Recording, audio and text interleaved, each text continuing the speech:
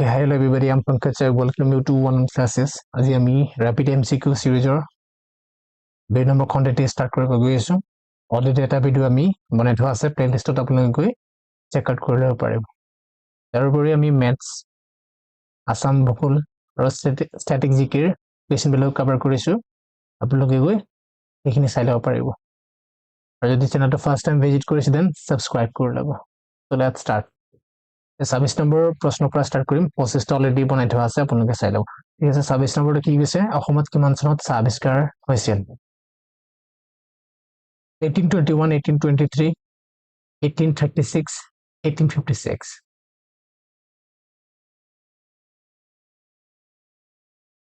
The correct answer কি হ'ব?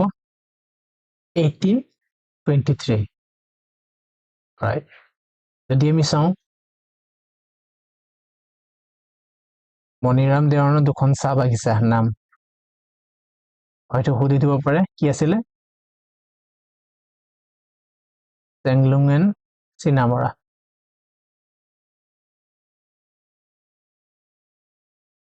পিছত চাহৰ ইয়াৰ যদি আমি সাইন্টিফিক নেম চাওঁ, কি? কেমেলিয়া চাইনেন্সিস। Okay. Next question.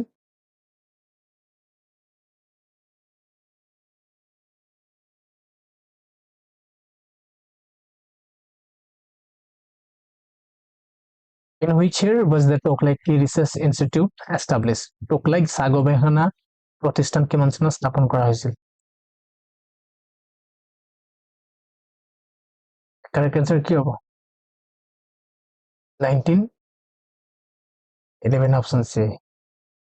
আৰু এটা ইম্পৰ্টেণ্ট অৰ্গেনাইজেশ্যন আছে, Board of India. ইয়াৰ যদি হেডকোৱাৰ্টাৰ চাওঁ, ক'ত আছে? কলকাতা। আৰু এইটো কোনটো মিনিষ্ট্ৰি আণ্ডাৰত আছে? Ministry of commerce. ঠিক আছে, নেক্সট কুৱেশ্যন কি? অসমৰ কোনখন ৰাষ্ট্ৰীয় উদ্যান বনৰীয়া ঘোঁৰাৰ বাবে বিখ্যাত? ইয়াত বনৰীয়া ঘোঁৰা বুলি কৈছে ন। So ওৰাং, কাজিৰঙা, ডিব্ৰু-চৈখোৱা, ৰায়মনা কোনটো হয়? ইয়াত অপশ্যন চি কাৰেক্ট হয়। মই বেছি এক্সপ্লেইন কৰা নাই হা, কাৰণ মই নেশ্যনেল পাৰ্কৰ বিষয়ে মই অলৰেডি ভিডিঅ' বনাই থোৱা আছে, তাত মই ডিটেইল কাভাৰ কৰিছো। মানে এমচিকিউ ভিডিঅ' হয়, বাট মই এটা ডেডিকেটেড এটা মানে ক্লিপ তাত এড কৰা আছে, যে তাত আমি নেশ্যনেল পাৰ্কখিনি কেনেধৰণে আমি ৰাখিব পাৰোঁ, সেইটো আপোনালোকে গৈ চাব পাৰিব। ক'ত? আসাম জিঅ'গ্ৰাফি বুলি প্লেলিষ্টটো আছে, তাত আপোনালোকে চাব পাৰিব। তো ইয়াৰ কাৰেক্ট আছে কি? ডিব্ৰু-চৈখোৱা। অ'কে, চ' ডিব্ৰু-চৈখোৱা আৰু এটা বস্তুৰ বাবে বিখ্যাত, কি? দেওহাঁহ। তাৰপিছত ৰায়মনা কি? গোল্ডেন লেংগুৰ। কি বুলি কয় ইয়াক? সোণালী বান্দৰ।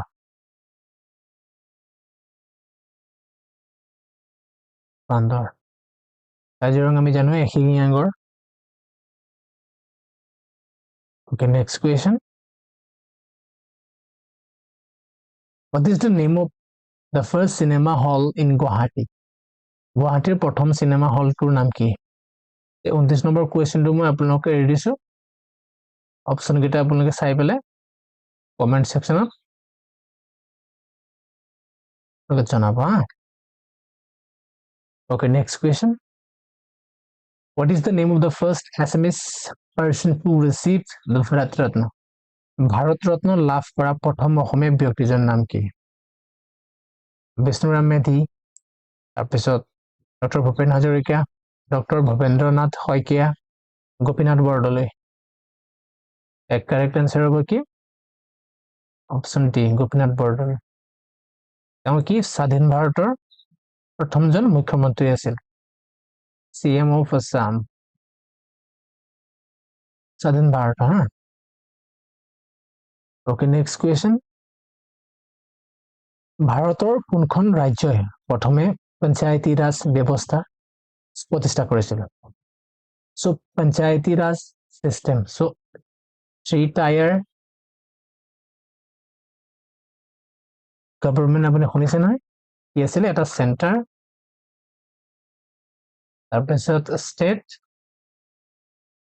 তাৰপিছত ভিলেজ লেভেলৰ হয় নাই তো ইয়াৰ কাৰেক্ট আনসাৰ কি হ'ব অপশ্যন বি ৰাজস্থান সো ৰাজস্থানৰ পিছত second Andhra Pradesh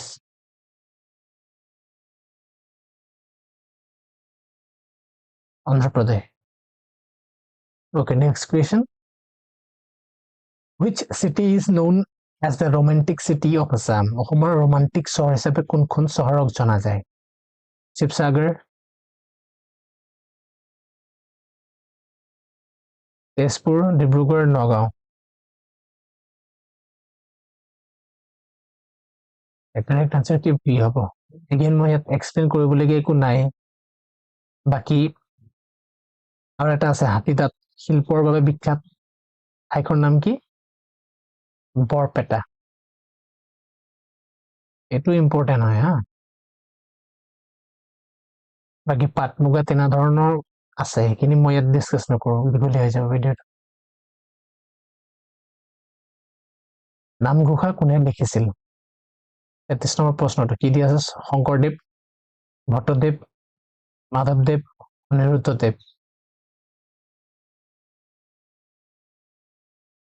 correct answer C হ'ব শংকৰদেৱৰ লিখনি বিষয় ইয়াত এক্সপ্লেইন নকৰো ভট্টদেৱৰ নকৰো আৰু বাকি অনিৰুদ্ধদেৱৰ নকৰো হা মই জাস্ট আনসাৰটো আপোনাক কৈ দিম বাকি যিখিনি মোক লাগে মোস্ট ইম্পৰ্টেণ্ট ইয়াত মই ইনক্লুড কৰিব পাৰো সেইটো মই এক্সপ্লেইন কৰি দিম বাকি মই এইখিনি বাকি অপশ্যনখিনি মানে মই এক্সপ্লেইন নকৰো হা okay next question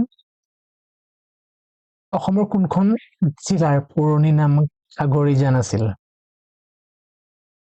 Dibrugarh Tinsukia Kamrup Nagaon 34 correct answer কি হ'ব ডি নগাঁও নেক্সট কুৱেশ্যন কোনখন ৰাজ্যত উত্তৰ পূৰ্বাঞ্চলৰ পুলিচ একাডেমি আছে এইটো ইম্পৰ্টেণ্ট হয়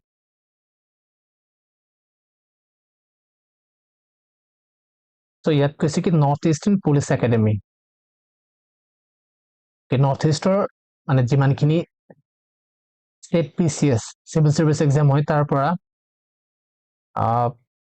যিসকল মানে এপিএছ বিষয়া অসমৰ পৰা বাকি বেলেগ বেলেগ ৰাজ্যৰ পৰা তেওঁলোকৰ কি ট্ৰেইনিং হয় তাত সো সেই একাডেমিটো ক'ত আছে এইটো সুধিছে এইটো আছে ক'ত অপশ্যন এ মেঘালয়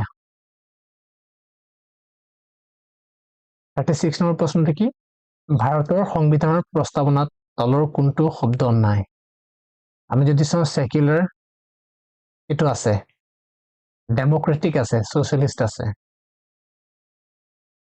ফেডাৰেল তো নাই ফেডাৰেল তো ক'ত আছে আমেৰিকাত এইবোৰ আছে এখানে কি কোৱা হয় আমেৰিকাত federation of state but India কি বুলি কয় ইউনিয়ন অফ স্টেট তো ফেডারেল অফ স্টেট বুলি ক'লে কি যিবিলাক ষ্টেট আছে ন suppose United State of America তো তেওঁলোকৰ কি অলপ আল্টিমেট পাৱাৰ থাকে সো তেওঁলোকৰ নিজা ফ্ল্যাগ থাকে তো কিছুমান কোড অফ কন্ডাক্ট তেওঁলোকৰ ষ্টেট ওয়াইজ বেলেগ বেলেগ হয় তেনে ধৰণৰ ফেডাৰেশন হলে তেনে ধৰণৰ আহে আমাৰ ইউনিয়ন অফ ষ্টেট সো আমাৰ ষ্টেট বিলাকৰ আল্টিমেট পাৱাৰ নাথাকে কিছুমান ক্ষেত্ৰত পাৱাৰ আছে সো তাৰ কাৰণে কি state list central list concurrent list এনে ধৰণৰ সাবজেক্ট বিলাক লিস্টেড কৰা আছে সো তাৰ সাপেক্ষে তেওঁলোকে কি তেওঁলোকৰ যিমানখিনি মানে বিধেয়ক চিধেয়ক হয় তেওঁলোকে আনিব পাৰে alright next question who translated Valmiki's Ramayana into Assamese বাল্মীকিৰ ৰামায়ণক কোনে অসমীয়ালৈ অনুবাদ কৰিছিল সুকুমাৰ বৰকাইত মাধৱ কন্দলী মহেন্দ্ৰ কন্দলী ভট্টদেৱ কোনটো কাৰেক্ট হ'ব ইয়াত মাধৱ কন্দলী সুকুমাৰ বৰকাইতৰ এখন আছিলে কি হস্তিবিদ্যাৰ নক ঠিক আছে হস্তিবিদ্যাৰ নক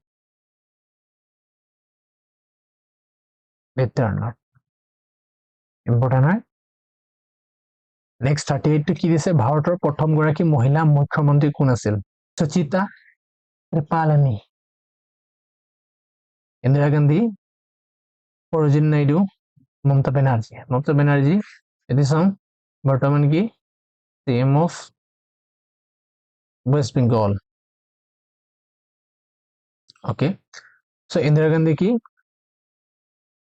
first woman PM prime minister right so your correct answer ki A Sucheta Kripalani ঠিক আছে কোনটো স্টেটৰ আছিল Uttar Pradesh alright next question 39 Bhabendranath শইকীয়াই সাহিত্য একাডেমী বঁটা লাভ কৰা গ্ৰন্থখনৰ নাম কি আছিল মিনতি অঘৰী ৰতনী শৃংখল বাহী so your correct answer কি হ'ব C শৃংখল কোনলোকে যতীন্দ্ৰনাথ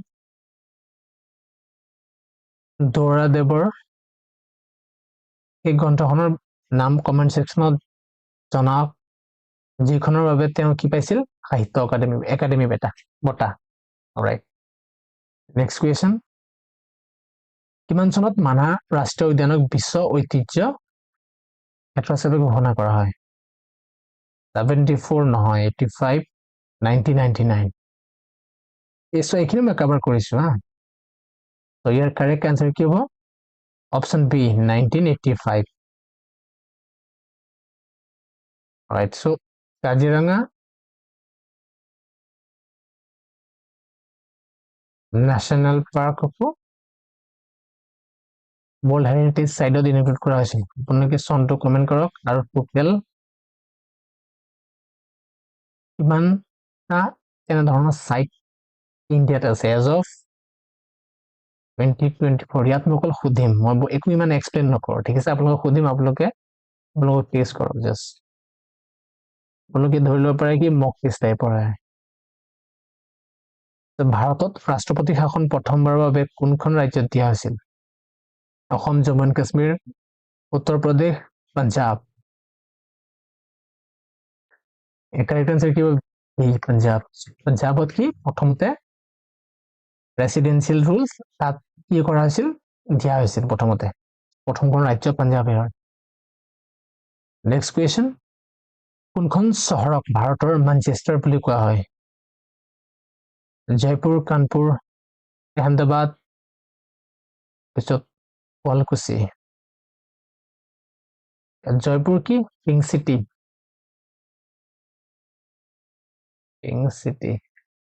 শুৱালকুছি কি পাট মুগাৰ বাবে বিখ্যাত নাই বাকি কাৰেক্ট আনসাৰ কি হ'ব সি আহমেদাবাদ নেক্সট কুৱেশ্যন জোনাকী আলোচনীৰ প্ৰকাশ কিমান চনত বন্ধ হয়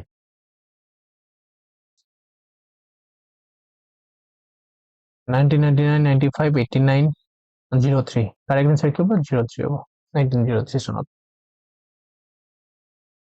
বিষ্ণুপ্ৰসাদ ৰাভাক কোনে কলাগুৰু উপাধি প্ৰদান কৰিছিল মহাত্মা গান্ধী চৰ্দাৰ বল্লভভাই পেটেল সৰ্বপল্লী ৰাধাকৃষ্ণন তাৰপিছত ৰবীন্দ্ৰনাথ ঠাকুৰ ইয়াত কাৰেক্ট আনসাৰ কি হবে option C Sarvepalli Radhakrishnan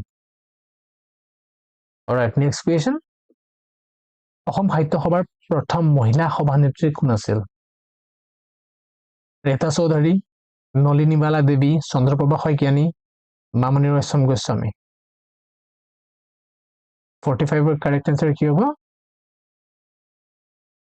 Nalinibala Devi okay important মনত ৰাখি ল'ব অসমৰ প্ৰথমজন আৰক্ষী সঞ্চালক প্ৰধানৰ নাম কি আছিল ভাস্কৰ জ্যোতি মহন্ত তেওঁ ৰিসেন্টলি ৰিটায়াৰ হৈছে ঠিক আছে ৰিসেন্টলি মানে হ'ল অসমত খগেন বৰা জ্ঞানেন্দ্ৰ প্ৰতাপ সিং সো জিপি সিং বৰ্তমানৰ হয়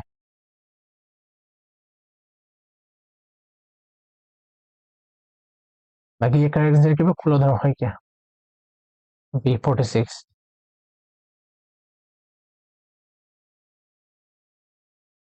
46 47 who composed the song Chiro Senehi Mor Akha Janoni. Okay, এই গীতটো কোনে ৰচনা কৰিছিল? কাৰেক্ট আনসাৰ কি হ'ব?